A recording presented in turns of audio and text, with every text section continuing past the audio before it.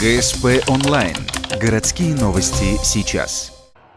В воскресенье «Ледовый дворец» – финальный матч в рамках республиканского первенства на призы клуба «Золотая шайба». В нем участвовали 8 команд, и вот после всех поединков за первое место сошлись Ухтинский легион и Сыктывкарская Северная Олимпия. Буквально на третьей минуте гости открыли счет и в продолжении первого периода сохраняли преимущество. Отличился нападающий Федор Дмитриев под номером 2. Вот, например, третья забитая шайба в его исполнении.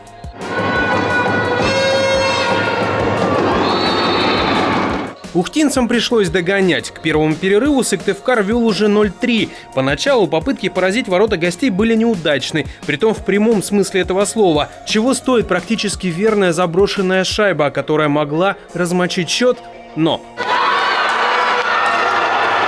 Во втором периоде ситуация выправилась. На 18-й минуте матча с разницей в 50 секунд хоккеисты легиона забросили сразу 2 шайбы, а к 24-й минуте и вовсе сравняли счет. Однако гости ответили 3 шайбами во втором периоде. Кстати, автором голевой передачи одной из них стала единственная девочка в составе команд – нападающий Северной Олимпии Арина Сажина. От профессиональных хоккеисток Ухтинского клуба «Арктик Университет» она получила специальный приз за верность хоккею. Согласитесь, играть наравне с мальчишками не каждый по плечу. У меня брат старший ходит на хоккей тоже, и я померила его шорты и тоже захотела идти в хоккей.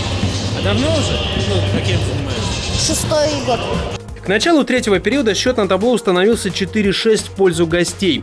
Завершающая 15-минутка прошла в упорной борьбе. Несмотря на все усилия удержать оборону, в ворота легиона было забито еще 3 шайбы. Финальную забросили буквально на последней минуте матча. Итог 4-9, но это не помешало ухтинскому голкиперу под номером 2 Даниилу Катушкову получить приз как лучшему вратарю всего турнира. Команда не очень сыграла.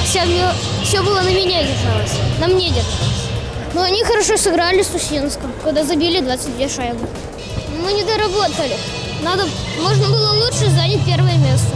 Итоги турнира подвели тут же. Первое место Северная Олимпия, серебро у Легиона и Сосногорская Парма взяла бронзу. Лучшим бомбардиром турнира также признали ухтинца, а приз зрительских симпатий получила команда «Нефтяник» из поселка Нижний Одесс.